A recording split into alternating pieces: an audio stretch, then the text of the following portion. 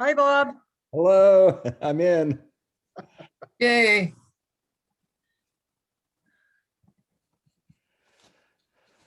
Okay. April 26, 2021 meeting of the Yarmouth Old Kings Highway Historical District Committee is about to convene. As a precautionary measure to reduce the spread of the coronavirus, this meeting will be held by remote participation. My name is Grace Rogers, and I'm the Office Administrator and will be serving as moderator for this virtual meeting. I will now turn it over to the committee chair. My name is Richard Gegenwath, and I'm the chairman of the Old Kings Highway Committee for the town of Yarmouth. To make sure that we have a quorum, I'll take a roll call. Bob Wilkins, I'm here. Rosemary Nichols, Here. Paula Morrison, Here. myself, Richard Gegenwath, is here. So we have a quorum and we will be able to begin.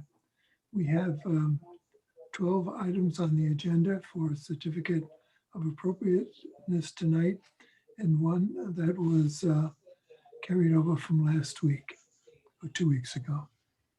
So I'll ask the moderator to explain this remote participation, how it will work before we start our meeting. So Grace, you're on. Richard. Pursuant to Governor Baker's March 12, 2020 order suspending certain provisions of the open meeting law, this meeting of the Yarmouth Old Kings Highway Historical District Committee is being conducted via remote participation. No in-person attendance will be permitted, but every effort will be made to ensure that the public can adequately access and participate in the proceedings as provided for in the order. Persons who would like to view this meeting while in progress may do so by joining this virtual meeting as an attendee. You may also listen to the meeting by dialing into the number provided on the notice of meeting. The meeting will also be posted on the Town of Yarmouth YouTube channel for future viewing. Please be patient as we work to overcome any and all technological challenges within the virtual meeting. For all meetings, all audience participants enter the virtual meeting muted. Participants will be unmuted when called upon to speak by the chair or moderator. If you are not speaking, please mute yourself to avoid unnecessary background noise. Clearly state your name each and every time prior to speaking. Do not use speakerphone or Bluetooth devices when speaking. All votes must be roll call votes. After a motion is made and seconded, the chair will ask for a roll call vote. For applicants and presenters, applicants can use the raise hand button or press *9 on their phone to identify themselves to the chair. The moderator will unmute applicants when they are called upon to speak during their portion of the agenda. Applicants shall identify themselves by first and last name and affiliation. Applications or presentations provided by the applicant will be displayed by the moderator only if asked to do so. If it appears the meeting cannot or should not proceed, then the moderator will recommend that the chair request to continue the hearing to a later date and time. Public comment. During the portions of hearing designated for public comment, the chair will ask if anyone in the audience has any questions or comments relating to the item being heard.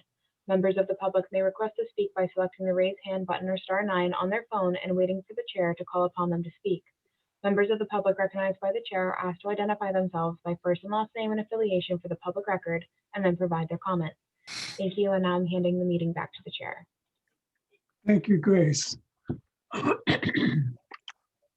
As I mentioned earlier, there'll be 12 new applications for a certificate of appropriateness.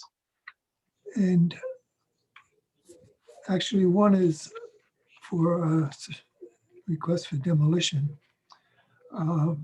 And then there was another item which was continued from last week.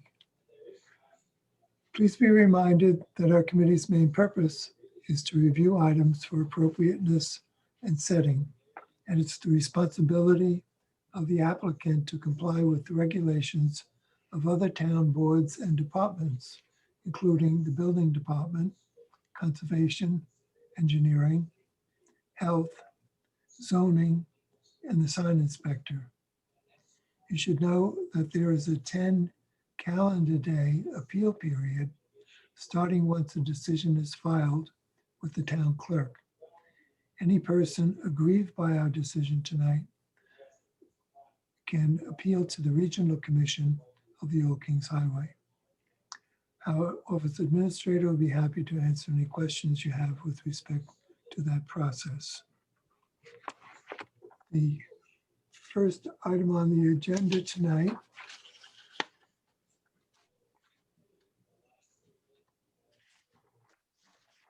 paper here,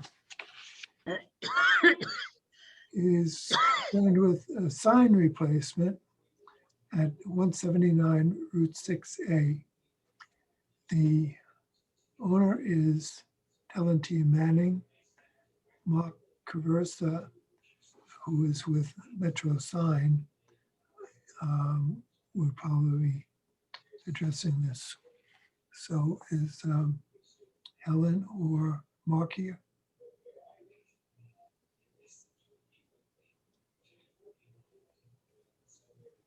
You're present for this application. If you could press the raise hand or *9 if you're on your phone. All right, we got someone.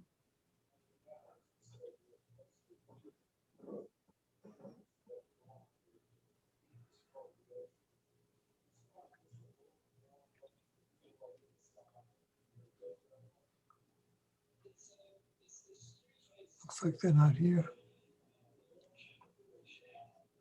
What's that telephone thing?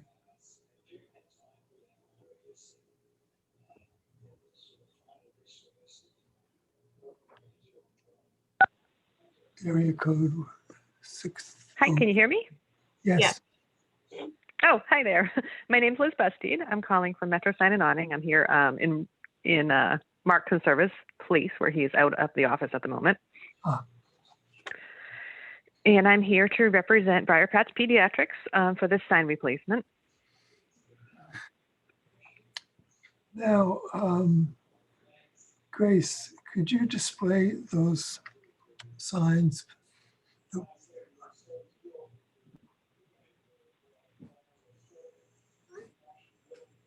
There's a sign there now which has its Briar Patch Pediatrics on the edge of the porch area, right over the front door. And it's desired to change it to one which would look like the one on the right side on the screen, which has a lot more verbiage and is shown up above. The Briar Patch Pediatrics with a figure, a mother holding a child or a nurse holding a child, Boston Children's Primary Care Alliance, a lot of information. And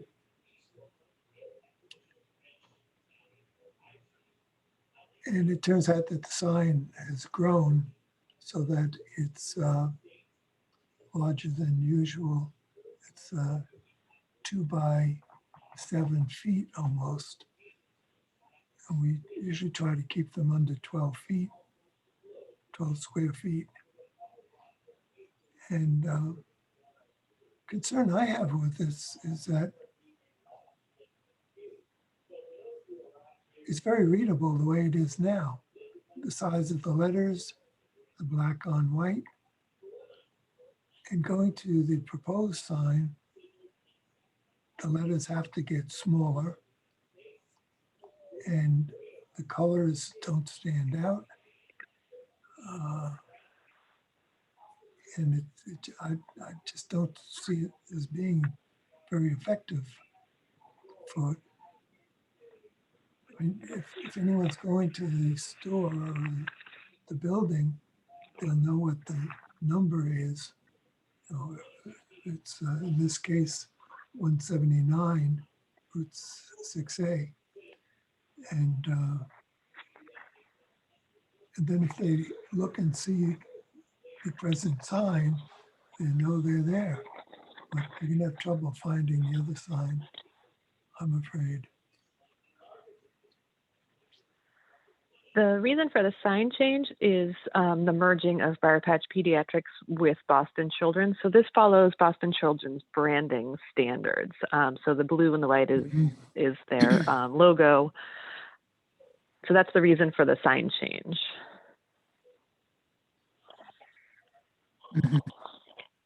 Yeah, Background color is blue. Yeah. it's It reads as black. Yeah, it looks very dark on my screen too, but it's almost a royal blue. Yeah, yeah, there's just a little bit of good blue in it, but not much. And it's kind of just blah. And what you're trying to do is tell somebody, this is it, you've landed.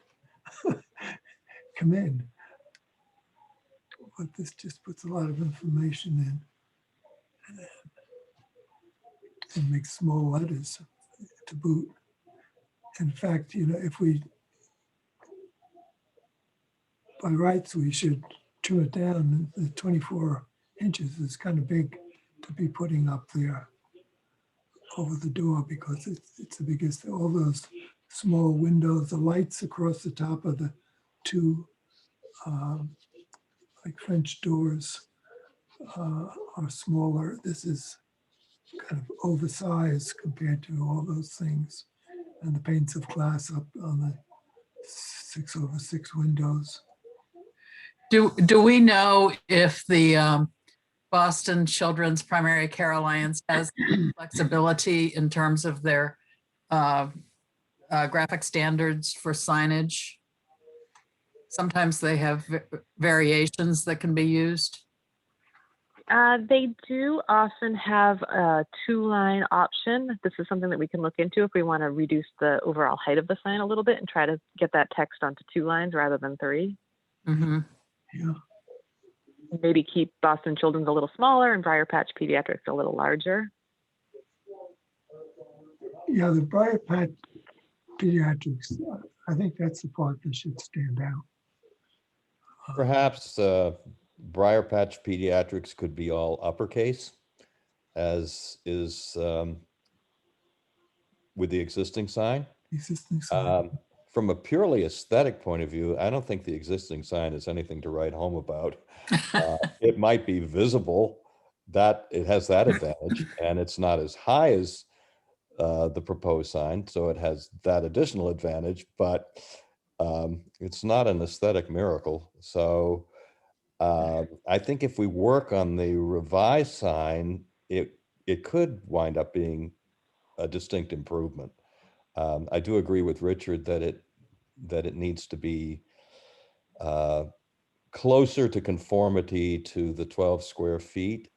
And maybe by putting Boston Children's Primary Care Alliance all on one line, maybe you could shift the mother and child logo closer to the left-hand edge, make Briar Patch Pediatrics all uppercase, and maybe make it a bluer, less of a black blue. Then I think we might have something. Yeah. Yeah, if you get more contrast between the letters and the background, they'll pop, so to speak. Yeah, All of that makes sense. I would suggest that we go back and take a look at the graphic standard requirements and then come back with a different, a modified sign.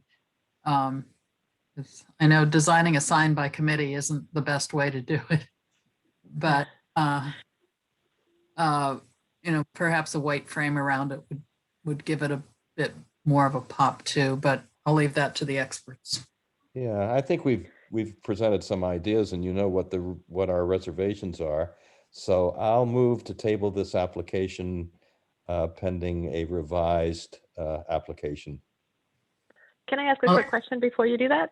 Sure. Are you opposed to the mounting method where this is a larger sign right now? The mounting method is scheduled to attach under the soffit and protrude a little over the overhang. If we bring it down, where it's 24 inches, if we bring it down a little, I think we could go back to being mounted similar to the existing sign. But do you have a preference as to how it's mounted? Structurally, it's they're going to be 2-inch aluminum angle welded frames there, but the key thing is you have to bolt it to the ceiling there, and it's being held by this couple of bolts, maybe in 2 or 3 places. But in the winter, if you get a snow load and we get ice conditions developing, it's going to be like a big scoop wanting to Right. hold all the snow behind there. And it's not going to fall on someone's head. I think mounting it on the soffit looks much better. I think exactly what Bob said, if you bring that picture of the nurse and baby to the left corner, enlarge Briar Patch Pediatrics, all uppercase, and then put Boston Children's underneath everything. I think that could make the sign less high. Yeah, It might have to make it a tiny bit wider. I don't know if that's a problem, but I think it would look better mounted on the soffit like the current sign is. This other sign, it's above the gutter. And I don't think that looks good at all. no. So I think as Bob said, maybe table it and take a look at what you can do with what we've mentioned. Yeah, good. Sure thing. Yep. We can definitely redesign and represent. Yeah, it's 2 foot tall and 1 foot of it is above the gutter. And it's going to collect everything there. Good, okay. Yeah, I think if, like you say, some of those suggestions, I think we can get this down to about 12 inches tall. Okay. So by way of Bob's motion, all those in favor? We haven't got a second. Wait, I'll second. Okay. Okay, all those in favor? Rosemary Nichols, Aye. Paula Morrison, Aye. Bob Wilkins, Aye. and myself, Richard Gagenworth, aye. So we'll table it for next meetings in 2 weeks. Thank you very much. Good, thank you for coming. Bye-bye. The next item is concerned with a fence installation at 51 Gordon Lane. Homeowners are John and Mary Spira, and Royalty Fence is the agent. John Spira is here. Yes, how are you, everyone? Can you hear me? Great, John. Yes, thank you. Good evening. Yeah, so what we're trying to do is right now the back right side of the property. We just purchased the property last August. The back right side of the property, we want to fence that in until the property line, and then from that property line on the back side of the back right side of the property down the actual right side of the property to about halfway down to where the driveway begins. And if you see those bushes and everything there, we're going to have those removed. It's something that just aesthetically we wanted to do. We've got a dog as well, so it's kind of makes sense to do that. Yeah. Now that back fence that's back there already, that's there. That was put up by the property owners in back of the property, back of us, because the good side of the fence is facing us. So we're basically doing a 20-foot, on the back right, 6-foot white cedar, pretty much same type that you see there. And then, so 4 foot high by 20 feet long. And then down the side of the house, 4-foot stockade by 44 feet long. Mhm. That's basically what we're trying to do. And we just had Sweetser Engineering come in and mark the property lines. So we know exactly where the fence would go, without impeding on anybody else's property. Obviously, we don't want to do that. Good. So that's marked. And so that's basically the application. Yeah, if you look at slide 6, Yeah, that's right. yeah, it indicates that a good portion of it is already there, the existing. So it's Yes. Yeah, it's got to be at least, over here. well, whatever the width of the property in the back, it's got to be at least 40 foot where the existing fence is there already from the people behind us. Right. Which I think that's an 8-foot high fence, which we didn't want to go that high. I mean, I saw the rules you have is 6 foot. So We wouldn't let you go that high. yeah, I know. That's why I said 6 foot back there just to kind of match up the height a little bit, and then smaller one down the side of the property. That's the 44 foot that I mentioned. Good. Okay, any other questions? Well, Are there any abutters present? Let me check. Is that a question for me? No. Okay. I don't see anyone raising their hand. I move to approve. I'll second. All those in favor? Paula Morrison, Aye. Rosemary Nichols, Aye. Bob Wilkins, Aye.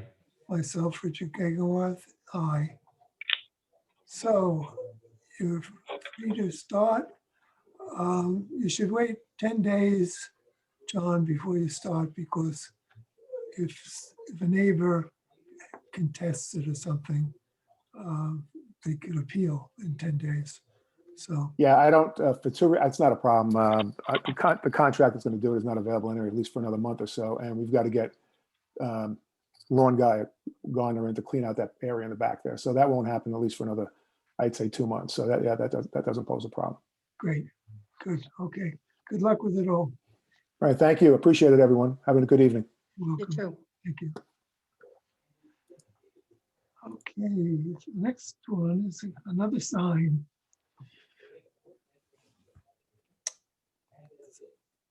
It's property owners Dale Orman and John Hess is with the Arrow Sign of Cape Cod, the agent. And it's a sign located at 938 Route 6A. Now, we had approved of a sign for that location maybe 2 years ago. And evidently there's been a change of ownership.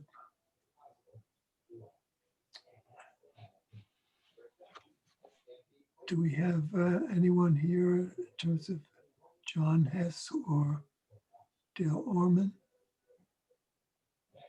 You could raise your hand or press *9 if you're dialed in.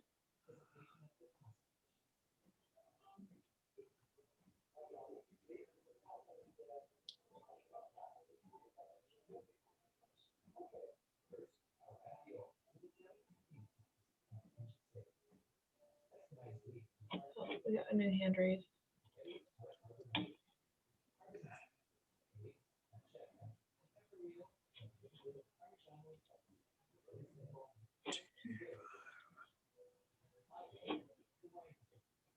They have to unmute themselves.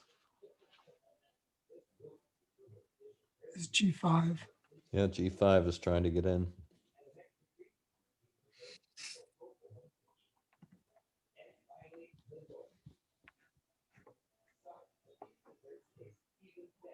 Hi. Hello. Hello? Yes, good. Oh, good. My wife's phone is haunted.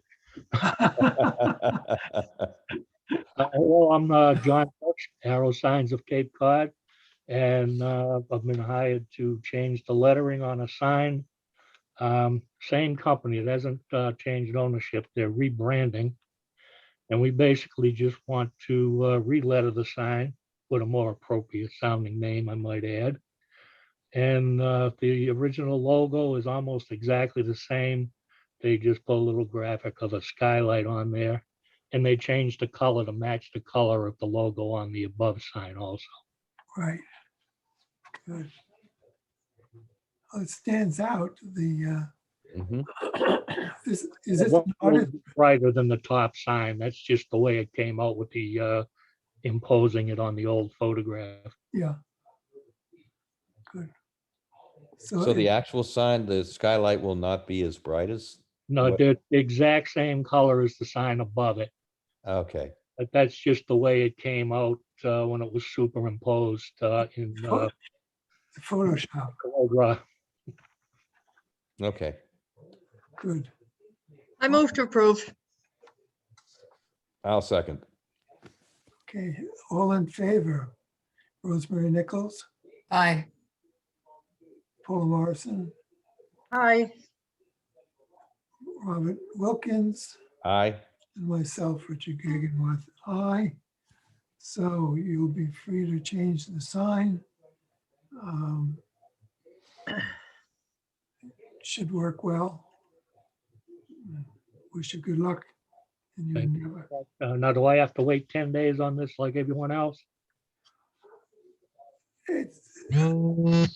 You could probably take a chance because of its location and the near neighbor people, your Yeah. butters. Well, I have to wait for the regular sign permit anyway, so Okay, it'll be at least a while. yeah, well, you have to go through the sign department too. Good. My guess is probably no one will even notice the change. Everyone notices 6A. Okay. All righty, well, thank you very much. You all have a good night. Thank you, Jim. Okay, now the next item is on our agenda, but we actually did it 2 weeks ago. It's shown up as item AO 56, and 2 weeks ago it was AO 50. And I'll read it and we'll take an action on it. It's Robert and Mary Gibbons of the homeowners, and Empire Painting was the agent. And it was to paint the siding, the trim, and the doors, and do a door replacement at 26 Homer's Dock Road. I don't know if anyone is here to represent them, but I wouldn't be surprised if there wasn't. So we'll wait for a minute to see if anyone sticks their hand up.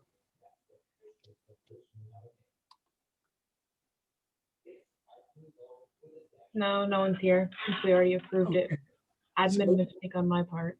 Yeah, we'll just tell the remainder of the audience that this has already been taken care of. The colors were very nice and appropriate to the setting, and therefore we approved of it. So we'll move on now to the next item, which is on our agenda. It's for construction of a pool house at 45 Carriage Lane. The homeowners are Charles and Susan Dean, and Kevin Fair is the agent.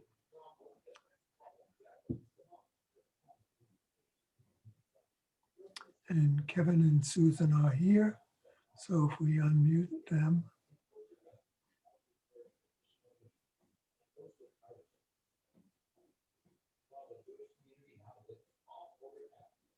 They may have, okay, Susan's on.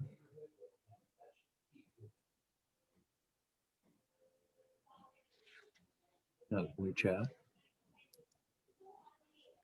Kevin will be able to explain everything.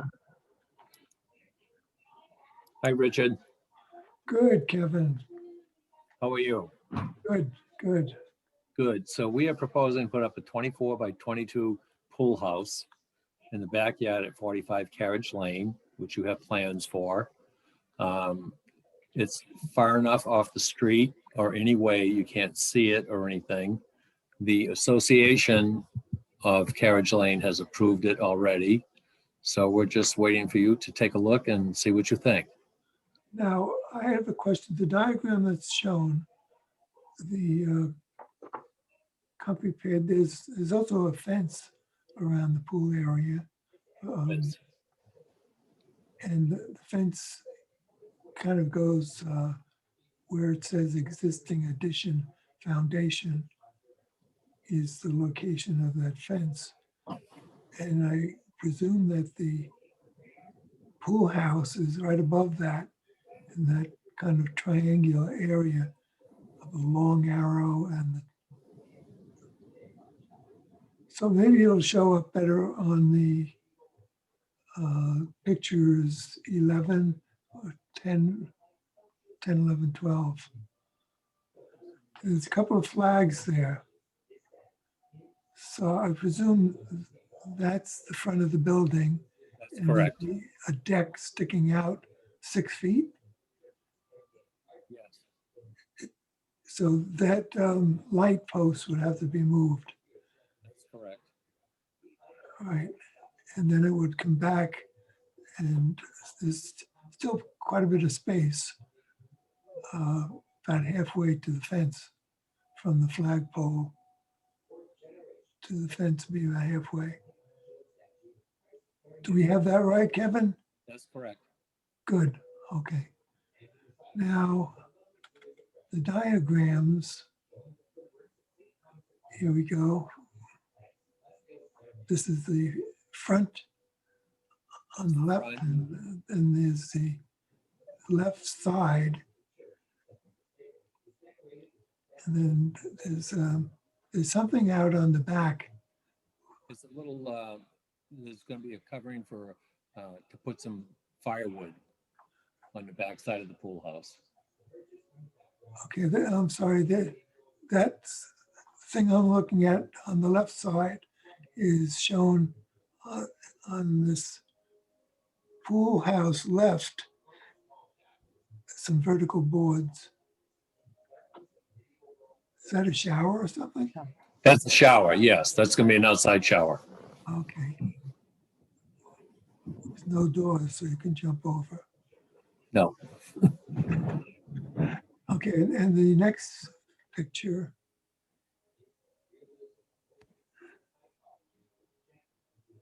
shows us the opposite side, pool house right. And that's the back, which has a door on it, and you can store stuff in there. Is there a reason why the window is so close to the door? That's my question too. Mhm. no, it shouldn't be. It should be moved over. So if we want to make an amendment to have the window moved over, we can certainly do that. Fine, okay. About 16 inches, I guess, would be nice in terms of the Sure, that would be good. the studs. Will there be grills on the rear window, The casement. casement window? Yeah. It's gonna be just like 4 grills across the top, and the bottom, probably 2/3 is gonna be plain.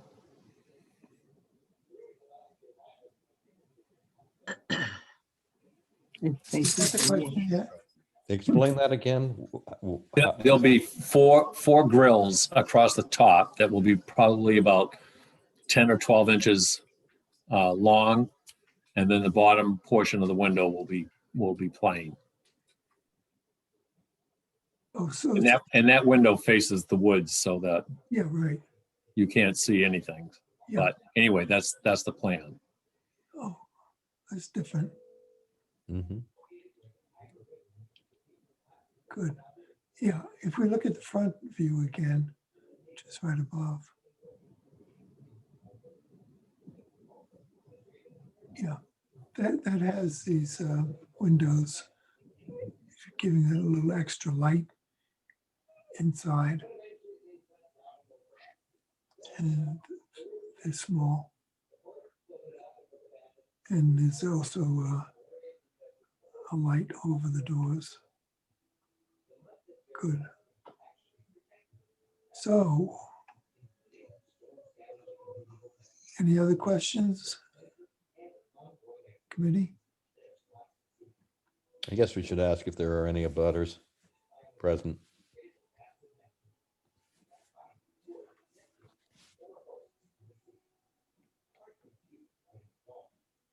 Doesn't look like it. I'll move to approve the application as amended to reflect the already agreed upon separation of the window from the door. I've forgotten on which, is that facing I think it's the Left right side. side. the right side? I Okay, think so. approximately 16 inches of separation between the window and door on the right side. Mhm. Okay, do we have a second? I'll second. Okay, so all those in favor, Rosemary Nichols, Aye. Paula Morrison, Aye. Bob Wilkins, Aye. and myself, Richard Gakenworth. Aye. So Kevin, good luck with it. Richard, nice seeing you. Yes, it's good to see you.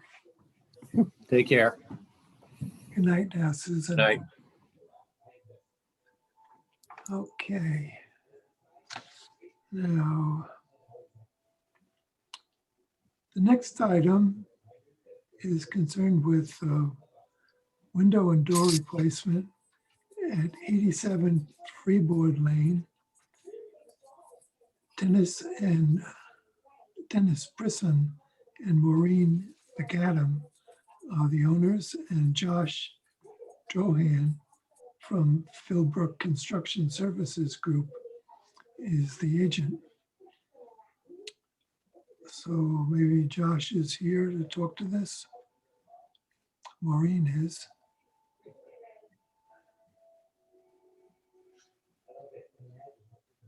And we, Good evening, Mr. Chair and committee members. I'm Joshua Drohan, Philbrook Construction, here to speak on 87 Freeboard Lane. If you have any questions this evening, replacing the door and the window. yeah, if you put up the slide on this, it's fairly straightforward, I think.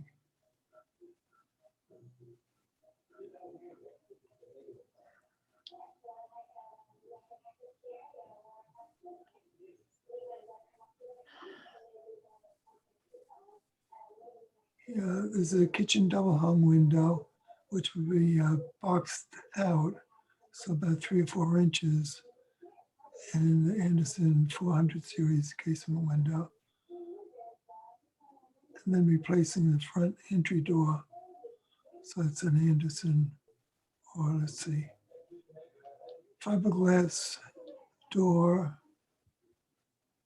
which would be colonial brick color.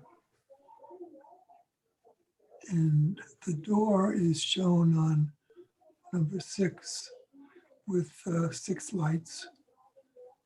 And the color would be the colonial red, which is that it shown on top? No, that I did enclose it's a Benjamin Moore color. It's called Colonial Brick. It's a very light reddish tone. I thought that was attached someplace down lower. Grace, would you scan down there a bit if you could? Here we go. Yep, there you go, number 10. Yep. Yeah, that's it. That's appropriate. Good.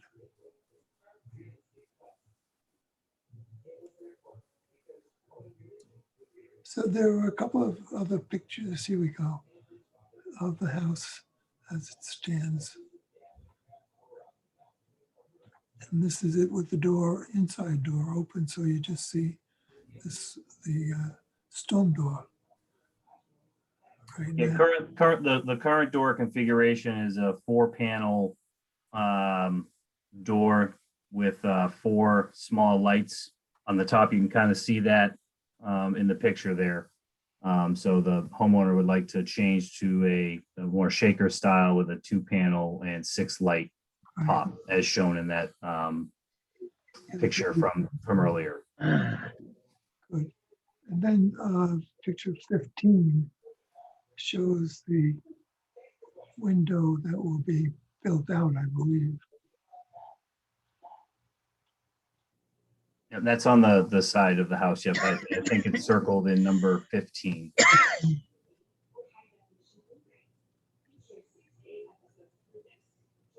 Maybe Grace can bring that up. Yeah, so over the garage. Yeah, that's where the kitchen is currently. Good. So that'll change the casement window. Good. Okay, looks pretty straightforward. Yes, sir. We have a motion. Move to approve. I'll second. Whoops, go ahead, Paula. You beat me to the punch. Thank you.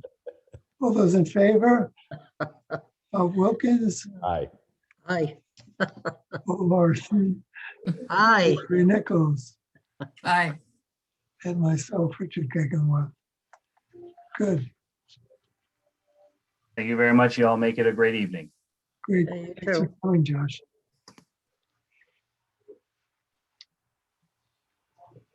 Next item is around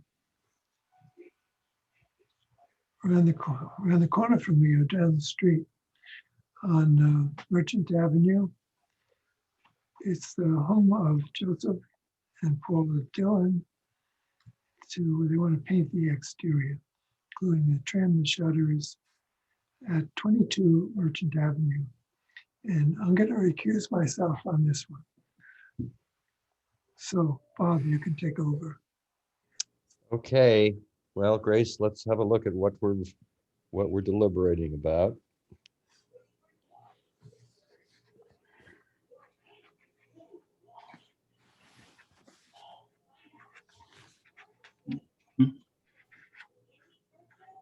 Okay, so we have some paint chips here showing colors. Mhm. Can Can you hear me? Yep. All right. Well, hey, how's everybody doing? We were having trouble trying to get video, so wasn't sure if I was on. So there are a couple paint chips there. So yes, we'd like to paint the house. There's two sides of the house that are currently painted red. That's the original color of the house, I believe, from 1966. Bought the house 5 years ago. I did do some painting to update, peel and paint when I bought the house, but we'd like to refresh it. So we chose Stonington Gray, which is one of the approved Benjamin Moore colors.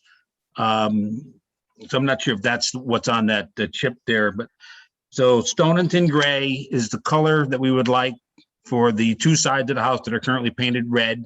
We're going to change the shutters. They're currently black. We're thinking white.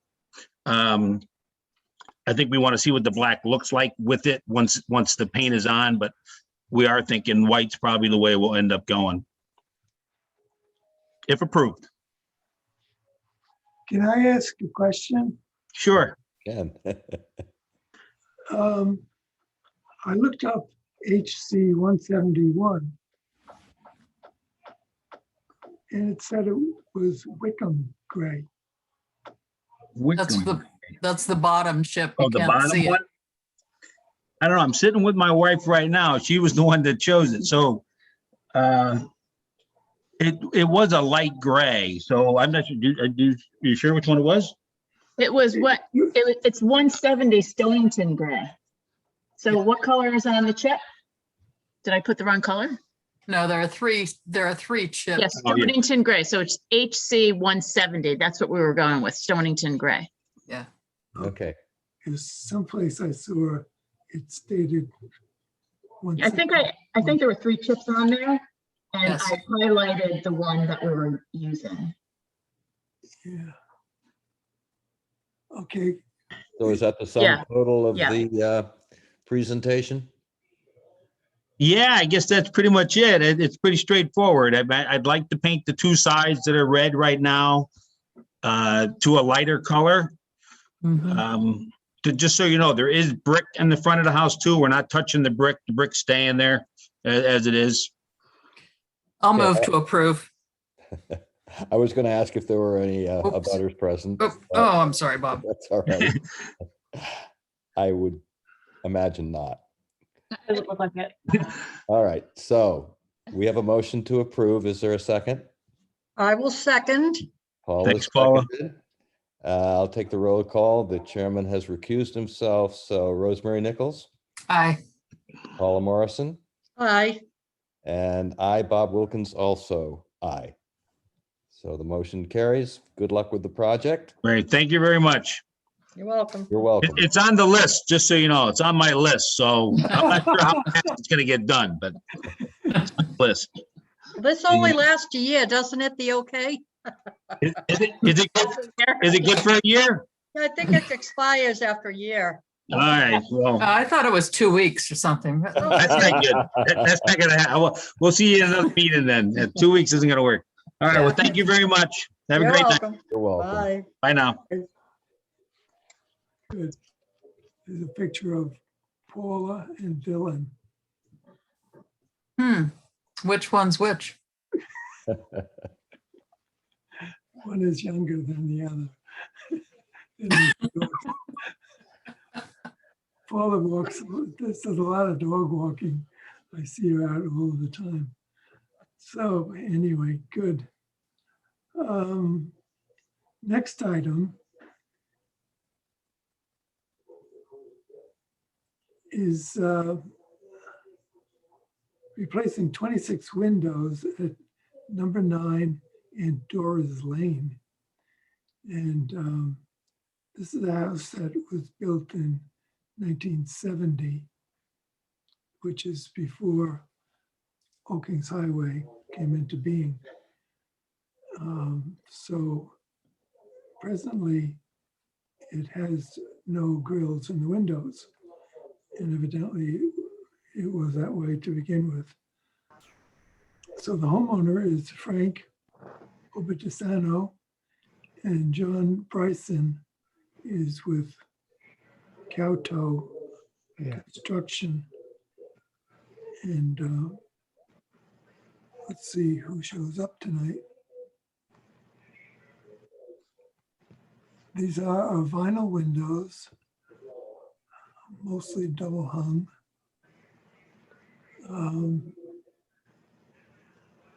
They're all shown on the various pictures of the house where they marked the windows.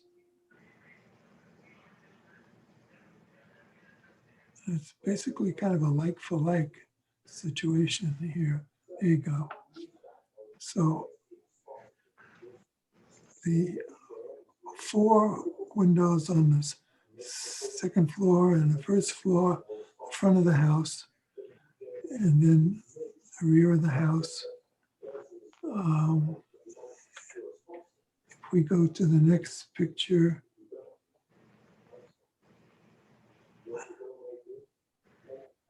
it shows more of the windows that are going to be done.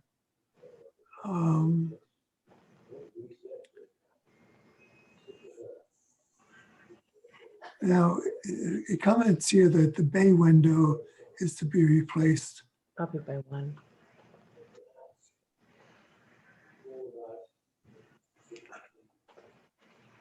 With, was it two windows with 2 side light windows? Probably 1. So in keeping with the regular bay window, which usually has 1 big window in the center with flanking smaller windows, that will be continued that way. Yes. Okay. Is that what's shown there on the, it's kind of in back of the shower. Correct. Oh, yeah. Yeah, good. Okay. And the next picture. Oh, I had one question. You're relatively new owning this house, is that right? No, we've been in here 17 years. Oh, okay. It's another one. Did you ever think of cutting the shutters off on the top? No. We bought the house and the shutters were like that. You're right, I assume that. Yeah, they're not the right size shutters for that house. Yeah. The others all match up pretty well all around. Yeah, in the front they match up nice. Yeah, but these 2 windows, they're shorter windows, but they use the same ones that they had at other locations. So. Yeah, that's the side you kind of really don't see it. Right.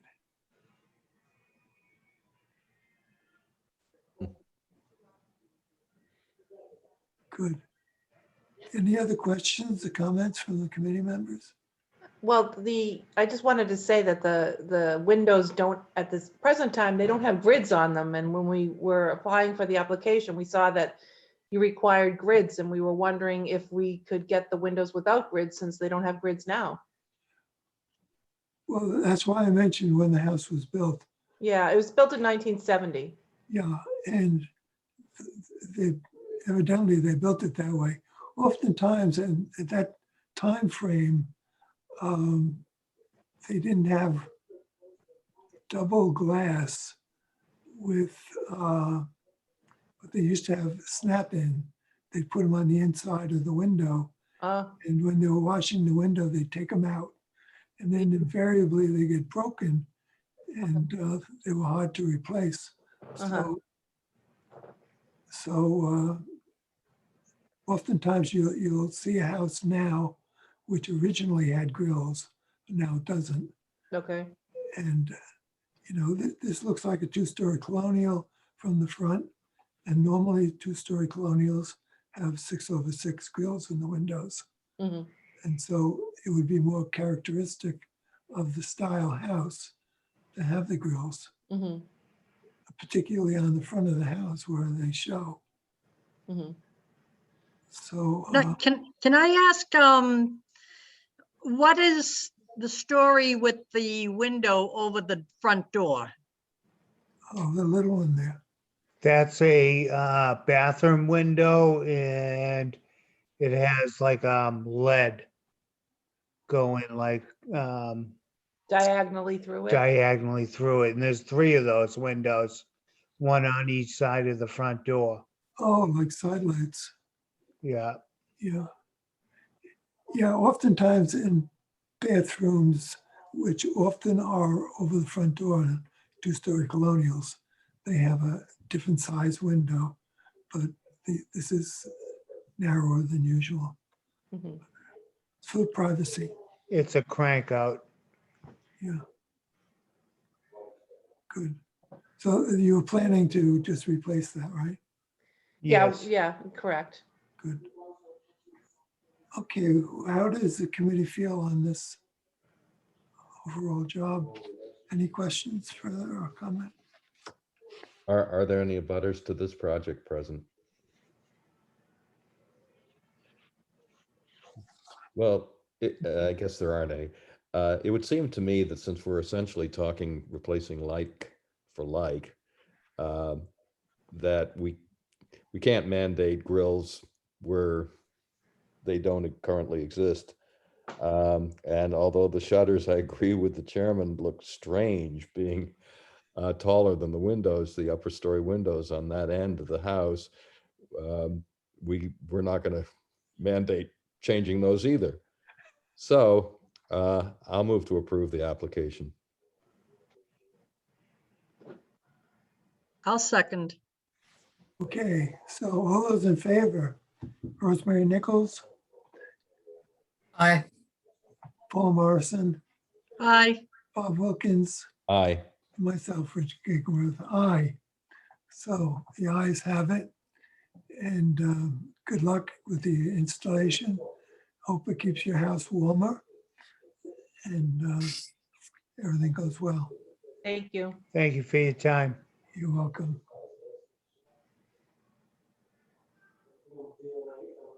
Okay, so now we're into No grills. next item is at 145 Pine Street. And this is another renewal by Anderson. Robert Kelly is the owner. They want to replace the patio door and 10 windows at 145 Pine. This again was a house built in 1972. So right before Old Kings Highway. So let's see what they want to do. We have Chris Hudson from Renewal with us tonight. How's everybody on the panel tonight? Great, thank you, Chris. Good. Chris Hudson, Renewal by Anderson, representing Robert Kelly, 145 Pine Street. And I actually did a nice mock-up with your permission. I'd like to screen share for a moment. Sure. Let's see.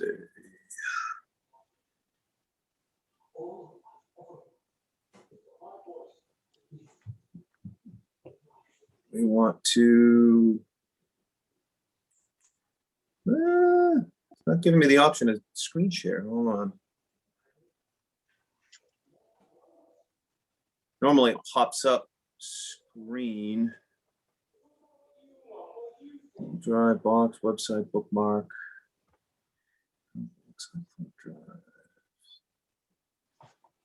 Let's see if I can do manage photos. Ah, here we go.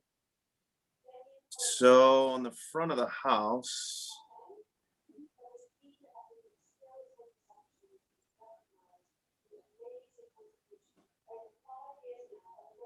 There we are. so this will be the street visible side. Homeowners proposing a color change and a handful of style changes. Most notably removing the bay window in the living room and doing the required repair work to the fascia, soffit, roofing shingles, and clapboard as needed. Proposing color change from white with 12/12 colonial in some of the double hungs. We have other units with no grills at all. I'm gonna go to a more consistent black exterior, 2/2 grill, 2 separate double hung windows in the front with approximately 25 inches of wall in between. And then from the side, well, let me get another one here.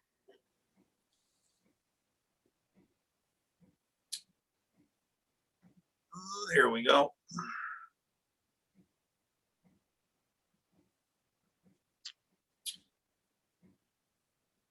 So off to the left side. Yeah, 2/2. Yep. Black exterior, 2/2.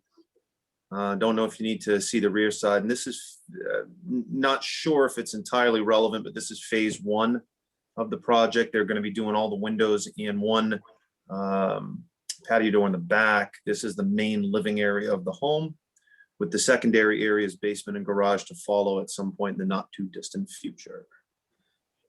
Happy to field any questions. So getting back to the front facade, Yep. explain the grill patterns to us again. So it'd be the 2/2. Let me get back into the photos here. I'll bring it up so everyone can kind of be on the same page. Here we go. Yeah. So you'll see the 2/2 across the front. We're going to be converting this kitchen breakfast nook area double crank out into a double hung as well with the 2/2 grill pattern.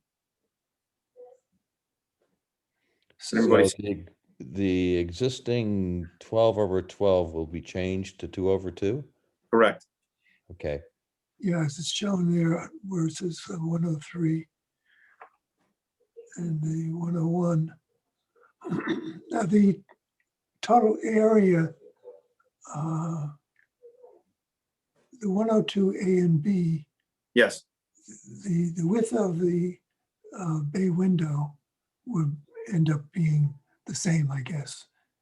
Yeah, we're not changing the rough opening. We're basically just enclosing the center, but the end to end, those double hungs are going to essentially be approximately 40 inches wide.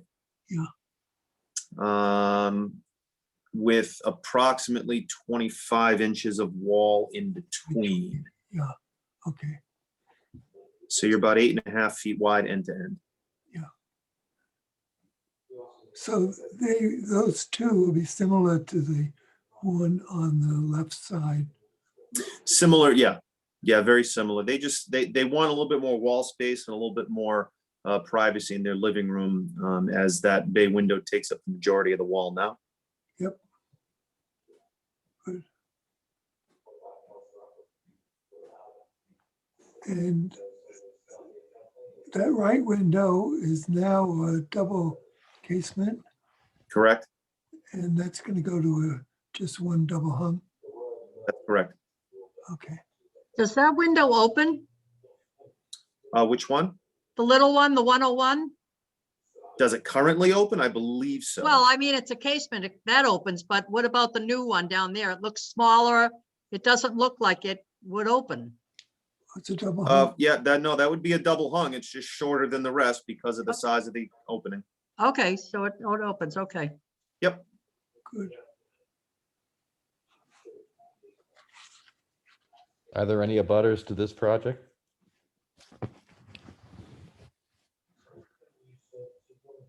Hearing none, I'll move to approve. I'll second. All those in favor? Paula Morrison, Aye. Rosemary Nichols, Aye. Bob Wilkins, Aye. myself, Richard Gegenwarth, aye. Good, okay. So Chris, you have a blessing. Hope that everything goes well. All right, I appreciate your assistance. You folks have a nice night. You too now. You too. Thank you. Okay. So the next item is a fence installation at 415 Route 6A. John and Lisa Grady are the owners.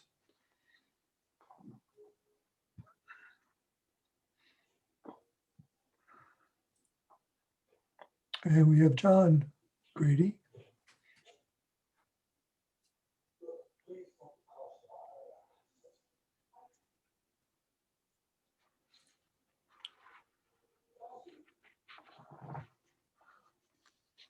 So, do we have drawings on this plot plan?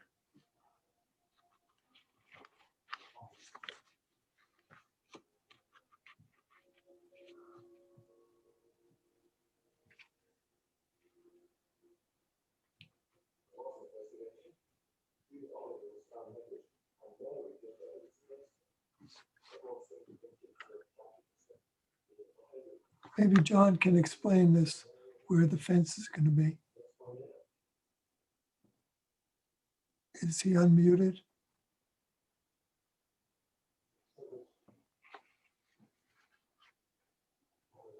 Can you hear me now? Yes, good. Good, thank you. So- The fence is, the numbers are small. It's about 48 feet back from Route 6A. Yep, And it goes parallel with Route 6A. The total width, including posts at either end, is 17 feet, 3 inches. oh, okay, so it's just going from, well, it's about 10 feet back on the house, parallel to the highway. Parallel to the highway, 48 feet back from the highway. Yeah, good, okay. Perpendicular to the house. Yeah, that's it, huh? That's So it. the- So the red line that's perpendicular to the fence line, the proposed fence line is, if Yeah, you that's pardon just a the saying, measurement. the red herring. It's just That's no, it's a dimensional. dimension. It's a Okay, red dimensional. okay, No arrows. all right. Yeah, that confused me too. So it's just that length there, the 17 feet, 3 inch kind Got of it, number. got it. Mhm. And this is going to be what, white picket fence? No, it's a white cedar board fence with a lattice grill on top, and I think there's a photo of it Hmm. submitted, or a photo of a similar fence. It's up here, number 6. Number 6. Here you go, Grace. So the total height is 6 foot. Yes. Okay.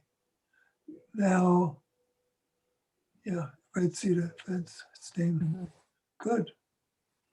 And are there any abutters present?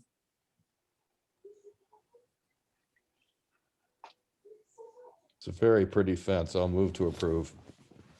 I'll second. I will approve it if you put those flowers there. My wife will take care of that. Maybe I can do better for you. Thank God for wives.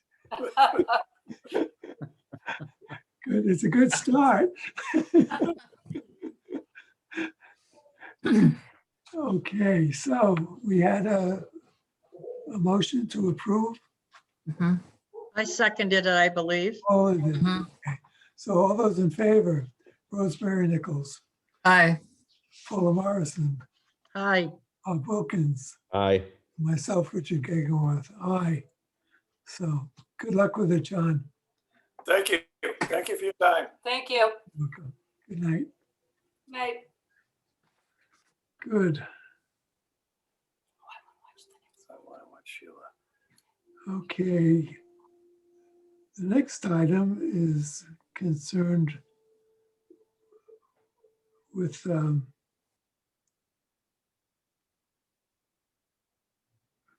raising a bond at 500 Route 6A.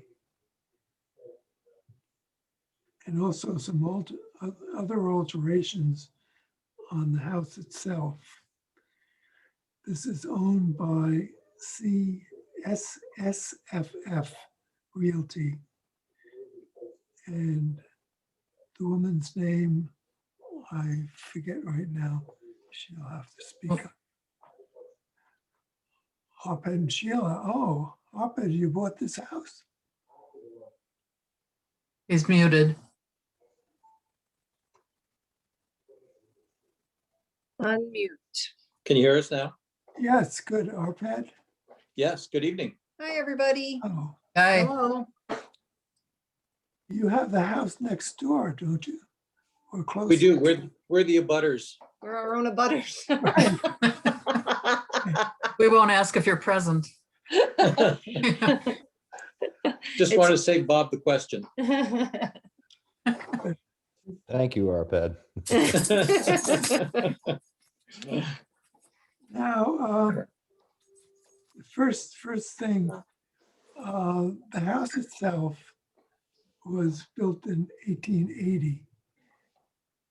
Not all of it. Not all of it. I believe the addition they applied for was in 1980.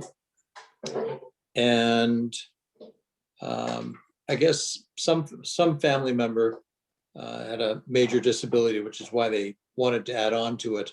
Unfortunately, the add-on wasn't done to code.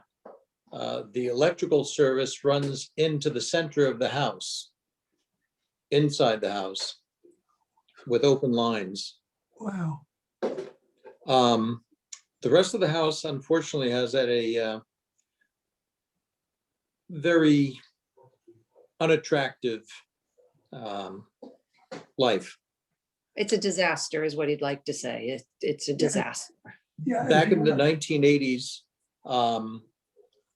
the owner, I believe, was trying to run a number of businesses from it, had boats out front, cars for sale. It was a mess, unfortunately, but it's been a number of years since we decided to undertake anything. And because of COVID, we had purchased this property a year ago, January, Right. only to come back to not being able to do anything because of, worrying about the business and everything else. Sure. So we took a gamble. We've done it before a couple of times. You've seen what we've done. Yep. 206, 208, 506, The inn. the inn, 223. So, Yeah. we're familiar with 6A and what the rules are and what needs to be done. And this sad place just needs a makeover. Now, where would you cut, if you look at picture 5 and 7, but 5 particularly, a lot of this junk with the low roof line, I would imagine that's what you're talking about, removing. It is, Richard, but the reality is that to make it work, it needs a foundation. It's resting on cinder blocks, just like our current house was, 208. We'd like to pour a foundation. And we're wondering if we could just rebuild the whole thing with the same half cape front, but brand new building, utilizing any of the reclaimed wood, timbers that we can get. So where you see the lower part of that house, that is where the electrical comes in. Actually, it's behind that. If you look right now in that picture on that right side entrance, Oh, this little one sticking out. yes, it's in front of that. So what you're looking at would all need to come down. Okay. Is there a way Grace can turn? Grace, how do you turn on the camera? Mr. Chairman, I have a procedural question regarding this application. Ordinarily, there are several aspects to this application. Ordinarily, it would be broken up into separate applications. Right. You'd start with a demolition application for the barn and vote on that. And then we move on to, I assume that I believe the application includes constructing a garage to replace the barn. Yes. Correct. Then we would deal with that, and then we go on to the house. Right. Strikes me, based on my experience with Old Kings Highway, that it's unusual to lump all these different aspects of this ambitious plan that Arpad and Sheila have into one application. Also, none of that is mentioned. It just says alterations. Oh, yeah, that's, I saw that, what was going on here, and I was approaching it by first finding out the main house, where you were thinking of cutting it off and keeping, you want to keep. We were originally going to do that, but then we met with Chris. Yeah, we were originally going to do that.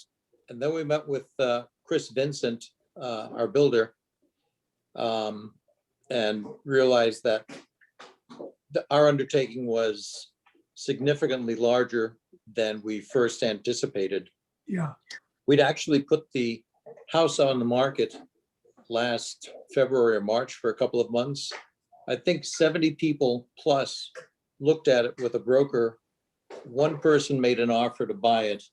Everybody else said it was way too much work to undertake. Yeah. And we're the ones that are willing to do this. Yeah, well, contractors like to build anew. Preservationists like to preserve. I'm in the latter camp. So I understand that. I feel compelled to argue the case from the standpoint of preservation. And we're losing a lot of antique houses on 6A and a lot of antique structures. And I mourn the loss of each and every one of them. If they're irretrievable, then that's one thing. But nevertheless, that's my position from Bob, where I sit on this committee. Yeah, hold on for a minute though. As you just mentioned, there was a section built in the 1980 timeframe. Yes. And that certainly is not historic. No, but they're talking about rebuilding the original half cape, new, correct? No. We are, but you're planning on rebuilding that to appear as if it's antique, but in fact will be new. Am I not understanding you correctly? You do. You do. Go ahead. Thank you. I don't understand. It was built in 1880 or 1890, but it's not listed on the historic register. It has been an eyesore, as far as I can tell, based on the paperwork that I found on the town of Yarmouth, since at least 2003. People have been writing letters to Bob Lawton and Jim Brandolini about the state of the house, and that it's been boarded up, that they've been trying to run a used car business, that they were running a landscaping business, that it is decrepit, that the windows are boarded up, that there's a running cesspool. And I don't understand why, given our track record of maintaining the integrity of every house we've built, why we're forced to keep it. Excuse me, may I speak? Yes. I think we should step back, separate this application into separate applications, deal with the barn tonight. It's going to fall down. We'll be here all night if we have to deal with all of these things combined, especially with an application that says alterations. I believe that's the word used. And it was alterations until we met with our builder. Our builder, and it said who the agent was. We didn't have an agent at that time. It was to be determined. Since then, we have found somebody who said structurally, when we take down the back part of the house, there is a good possibility that the rest of the house will fall down with it. Well, as So I that's said, why. builders like to build. That's If what I- they do. That's how they make their living. If I may, Yes. I am the builder, and I do like to build, but I also have an eye for history. And if this was in any way possible to save it, I would suggest that it be saved. But I mean, take a look at it. I've walked inside this thing, and it's a danger. It's a safety issue. Well, I haven't walked inside the thing, and I would appreciate, Arpad at one time offered me the opportunity, and I would certainly appreciate taking him up on that. But my original concern is that we're dealing with all these things together in one application. And historically, this committee has not operated that way. We've separated, my feeling is this application should be separated. We should deal with the barn first, and make it an application for demolition for the barn. To combine all these things together into one application tonight, I think is asking a lot of this committee, frankly, and I don't want to be pushed or rushed into to a decision on it. I would respect. An eyesore for the city. I don't Go care. Yeah, if I may, just respectfully, that I think it's to make the applicant go through several phases. That's when our they're history. proposing That's what we've done. something That's our when they're procedural. excuse me. When That's they're, what our procedure. when they're has been proposing something historically. that's going to make They have accepted the a application. significant improvement to Route 6A, we can see that this barn is just it's a hazard. I don't think there's any question about the bond. I think that's the whole discussion. Knock the bond down today. We'll give you permission to do that, and then take everything else in due course. I don't think there's a question about the condition of the bond. Well, I'm also talking about the rest of the buildings too. Yeah, but they're not included in this application. They all come under the term alterations. That's pretty broad. Sure is.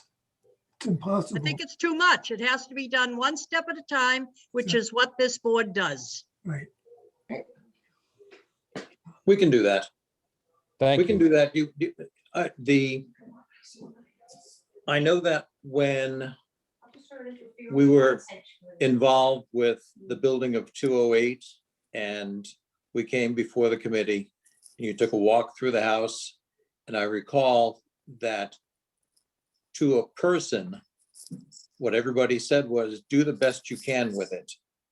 And we did, and it came out tremendous. To put us through another Well, we had a 4 set week. plans. We have plans, and I know we haven't given you the plans. Well, we can't operate without plans. We can give you plans for the next meeting. That's I all, don't know that's how all to- we're asking, Arpad. Sure. But it's not that we're not cognizant or No. respectful of what you've done for Yarmouthport and your standing in the community. We are. I think all of us recognize that, and we're appreciative of that. But this is a separate entity. This is a new ballgame, this property. And I think it would be wise for everyone concerned to deal with it Step by step. step by step. I understand that. I do. And that's why we get along, and we come up with really good ideas.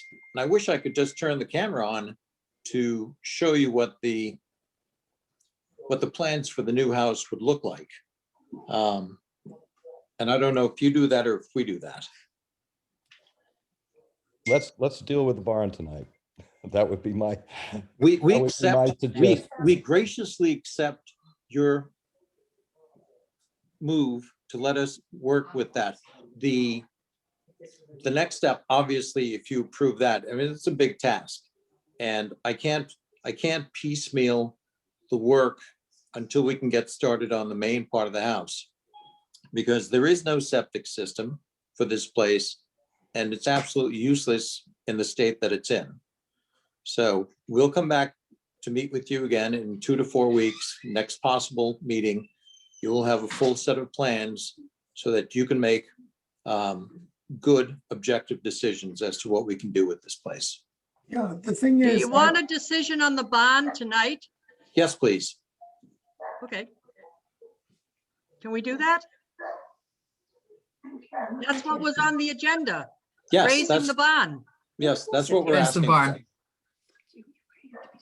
I move to approve raising the bond, I second.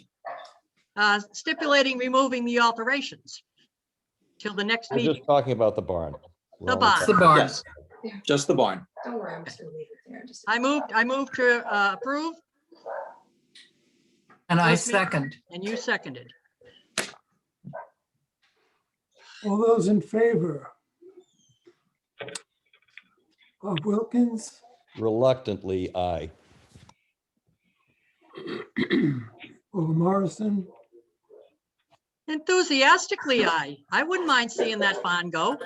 No, I'm gonna leave it there until you give me the rest of it. Rosemary Nichols, Aye, and I'm very glad to see that you're planning to reclaim and reuse as much of the wood as possible throughout the project. And we look forward to seeing greater details for the rest of it. Thank you, Rosemary. 2 to Aye to 4 that. weeks. Okay. Good. That's- and We're in there waiting for applications from people. no decision from me. Okay, so we have 3 ayes and 1 no. Who doesn't want us to turn the barn down?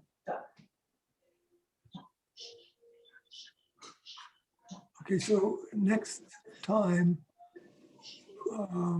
Who doesn't want us to tear the barn down? I haven't seen the bond.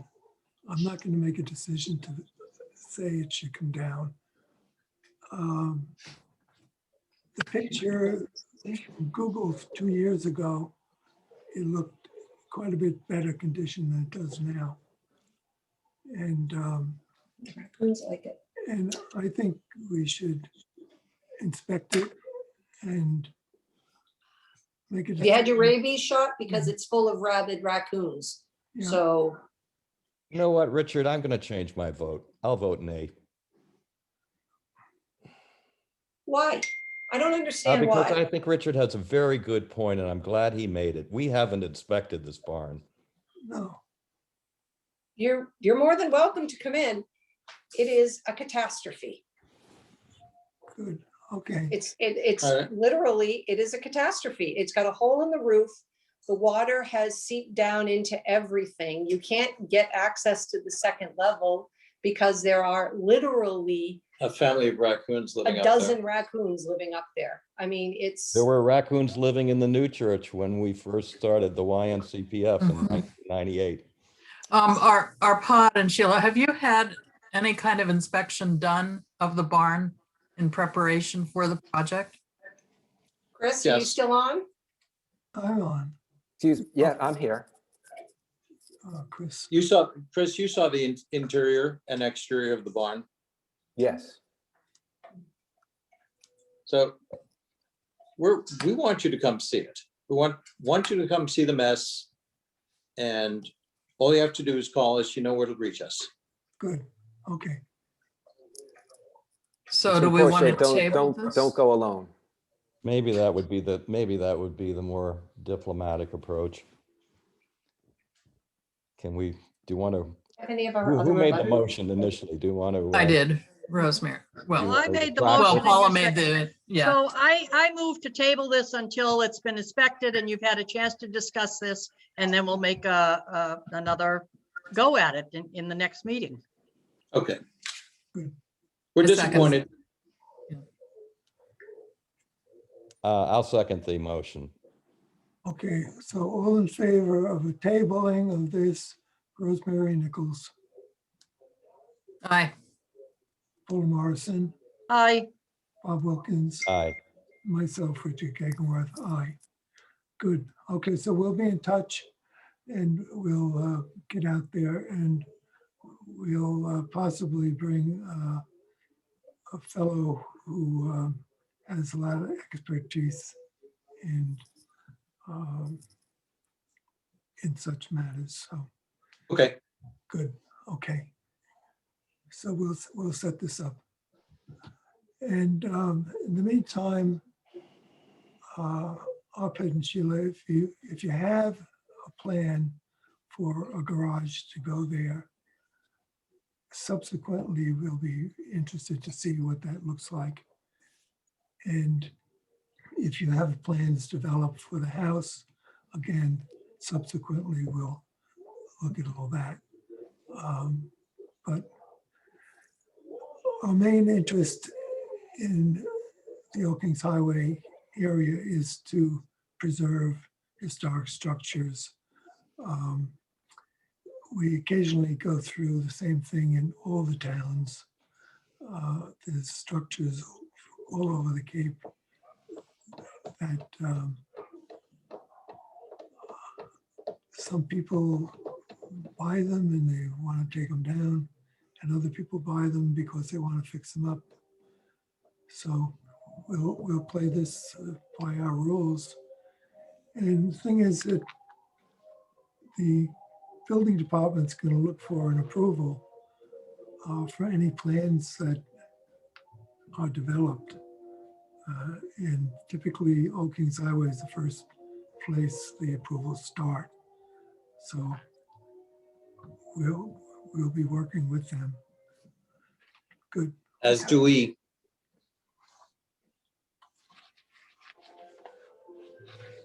Good. Okay, so that's it for tonight on this project. We'll see you in 2 weeks. Well, we may see you sooner if we go out to the barn and check it out. We'll be in touch to do that.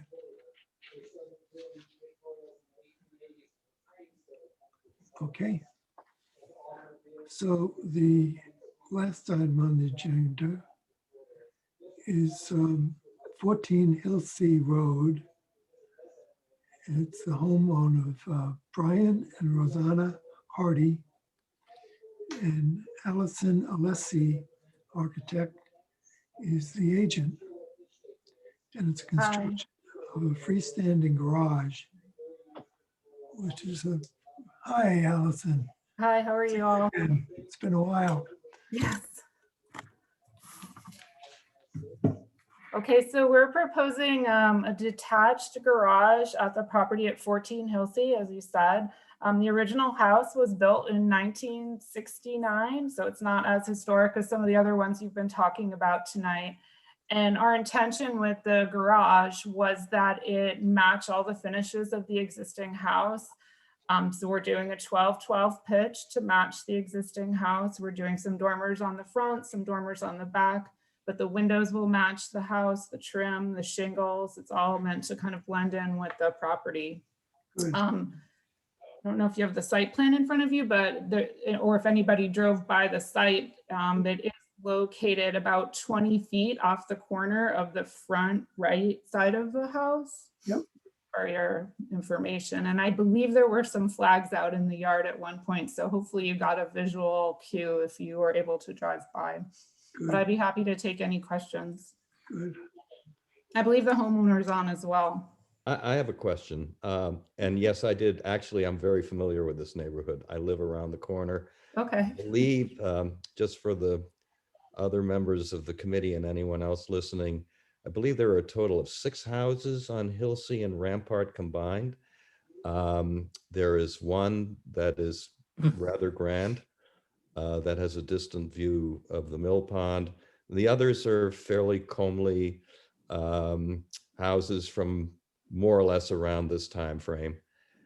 But my question is, relative to the height of the existing house, how tall is the barn, the proposed barn? The proposed barn is similar in height. I'm sorry, I don't have the site engineer's calculation on the exact topography there, but it might be a little bit taller just because our gable is a little bit bigger than the gable of the house. Yeah, I'm always leery of the tail wagging the dog. A garage is a secondary building to my way of thinking, and shouldn't be taller than the existing structure, and ideally should be somewhat smaller. Well, from a scale point of view. On this plot plan, the ridge line, there's one ridge line and the That's other, right. the smaller part is kind of an addition on the back. Shed. That's right. So there's a one-story shed kick at the back and the gable is the front corner. Gable But first- go ahead, sorry. Yeah, so the height of the building is dictated, by the 12/12. Correct. By about 24 feet or so. Yeah, it's actually 26 feet is the garage piece, I believe, or 28. We made it a little bit extra deep. So it is slightly taller than the house by that math. Yeah, now, doesn't it taper off, the ground's not flat? I'm sorry, you might want to look at the photos now to see that. There's a photo from the front. If you could, there's another photo, I think, that shows the flags. Sorry, it might be up. This one here. So we are actually, yeah, sorry. Yeah, so the land drops off. It does drop a little. As I said, I don't have the topography yet, so I can confirm this for you. Yeah. And we could set the garage into the grade a little bit to help with that. It's definitely my concern as well. I don't want it to dominate the house too much. You have a cupola planned for the top, don't you? We do have a cupola shown on the top. Do you need it? Do we need it? That would lower the overall height if you didn't have a cupola on top. Yeah, I think that's reasonable if the homeowners are okay with that. It's a little bit like gilding the lily, it seems to me. It's making a very grand structure of a secondary outbuilding. I think we could live with removing the cupola if it doesn't bring attention to the height of the garage, sure. And you have a lot of fenestration. Is there living space above the garage? It's going to be like an exercise room. It's not a bedroom. It's a. We have a lot of small awning windows on the backside, so those aren't visible from the street.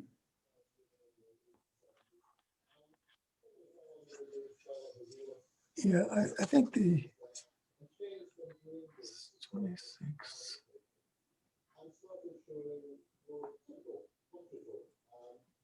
The second floor looks taller than the first floor. Why couldn't you bring the second floor down a little bit? I think if you look at the side elevation, that's just the slope of the roof coming down. Sorry, could you go one more to number 12 or 14 that shows the side elevation? Yeah, that's better. Side elevation.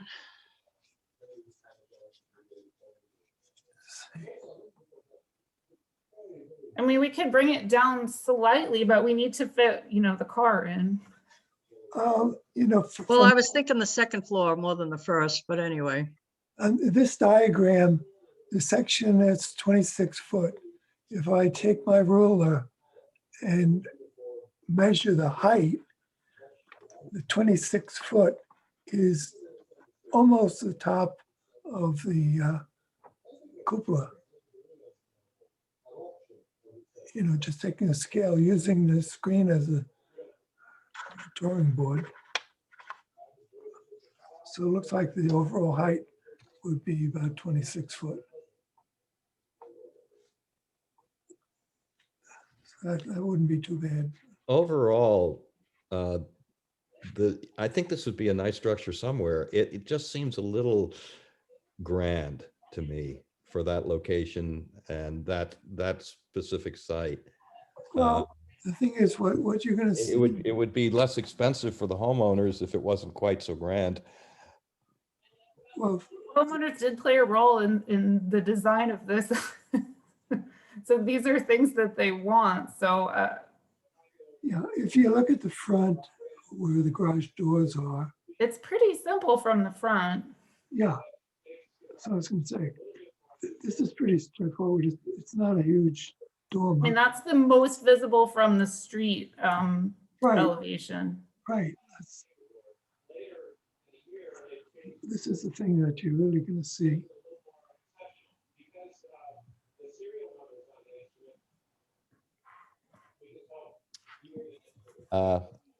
Are there any abutters present tonight?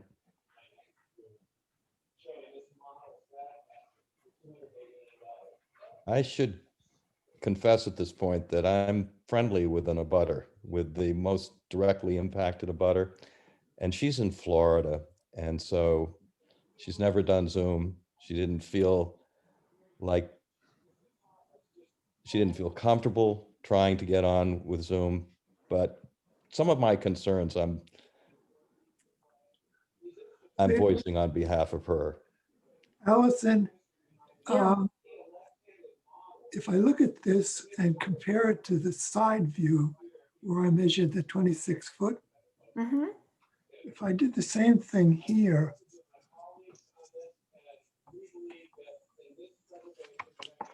that's still good. Okay. It appears to be out of proportion on the top, like a different scale was used, but it's not. It still comes I out. agree, Richard. That's what I was talking about. It just seems top heavy. It seems top heavy to me. Well, what color are the shingles? The shingles would match the roof shingles, and to my best guess, if you look back at the photos, they're like a pre-dipped gray shingle. Yeah, the dark. They're not overly dark. The picture, oh, there you go.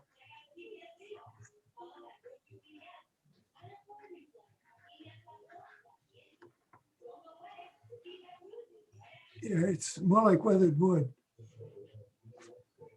Do you mean the roof shingles? I'm sorry, I thought you meant the sidewall. I know. Yeah, it looks like weathered wood to me too. Yeah. And so on the front view of the barn, you see a lot of roof. You do see a lot of roof. We sort of kept it in the same style as the house, which you see a lot of roof from the street as well. Yeah. So that's what you're going to see.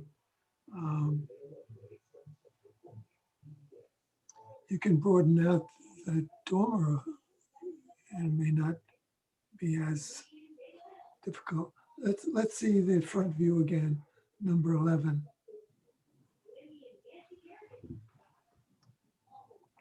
Yeah. I think we could work on reducing the second floor heights a little bit, so we could maybe take a foot or so out of that without like compromising the headroom on the second floor if it's feeling like top heavy. Could we take a look at the right side elevation also? That's the side that directly impacts the next door abutter. This is the right side elevation? Okay. Yeah. Correct. Yeah, that cupola really We'll definitely take the stands cupola out. off. Okay. Yeah, if you chop the cupola off, that would help a lot. Okay. Well, do we have enough here that we want to go back to the drawing board, table the application, and encourage a new design? Well, not an entirely new design, a modified design. Let me rephrase that. A modified design to reflect some of the things that we've been talking about, slightly lowering the height, the overall height. Of course, we can visualize no cupola, so this tabling isn't necessary for that. But Bob, did we fully talk about the difference in the grade? You said something about if the grade difference was 2 feet and you brought the driveway into the garage at that lower elevation, then the existing building would fit into that. it wasn't it's not my impression from my familiarity with the topography over there and from having That it's that refreshed much. my memory today that there's a marked difference in grade between the house and the proposed garage. So you don't think there is? I don't think there's Okay. a big difference. All right. I can't tell you. I wasn't focused on that when I was over there today, but it's my impression that it's not a level terrain, but I don't think it's enough to significantly absorb either the higher or building. lower. I think it is almost 2 feet though. If you go back to those photos that show it, it's definitely a little bit lower where that site is than the house. The house is sort of up on the hill. Yeah, exactly. Yeah, I think if you built it on the lower level shorten the height of the second floor, I think that would work. But you'd have to find out what the difference in grade is. Yeah, I can get the topography from the site engineer and have more information about the heights. So I think we should table it until that's done. So I have to sit through another 2-hour meeting. Can I be first? Get right on the phone and call. It's already too late. Your agenda's already set for the next time. Yeah. Or you could wait for the meeting after the next meeting and get first. Wanted to. Yeah, the picture of the side of the building with this nice porch shows that where the garage is going to be, it's going to be down like 4 feet. It does slope away from the house there. I think that picture might be a little deceiving. I'm looking at it and I'm going to go over and check that out. I'm going to go check it out. I mean, if you look at where the base of the flagpole is. I know, but I'm not sure that that picture is just exactly squared up relative to the terrain. It looks to me like it's on a slope. The whole house appears to be slanting down to the right on the top picture. I think that this could be verified. We don't have to speculate on this. We can find out specifically how the terrain will impact the issue of height of the garage. I think we have a motion to table anyway, so I'll second that. Okay, all those in favor of tabling this to the next meeting? Rosemary Nichols, Aye. Paula Morrison, Aye. Bob Wilkins, Aye. and myself, Richard Gegenwarth, aye. So Allison, if you could check out those elevations and check out the cupola issue. If we can, I think the whole building, you'd like to keep the 12-inch pitch. I understand that. And that's what. Have to, it matches the existing house, yeah. Yeah, and so that drives the height of the building. Yeah. And so the topology plus the cupola, I think will help a lot. Okay. And I suspect the whole thing's going to end up about 4 foot or 5 feet lower than the height of the house. So good. Okay. Thank you for coming in. Thank you, Allison. Thanks for your discussion. Good. Ryan's here. Okay. Now, the last item is the tabled item, so we have to untable this. And the item is concerned with the window changes for Renewable Anderson at 372 Route 6A. It was discussed at our previous meeting. And so we have to Mr. Chairman, untable. before we move to untable, I actually took it upon myself to contact the applicant just Yeah. before the meeting. Right. And she wishes to keep the table active until the next meeting. She wasn't, according to her, she wasn't aware that this was even coming up tonight until the representative from Anderson Renewal told her.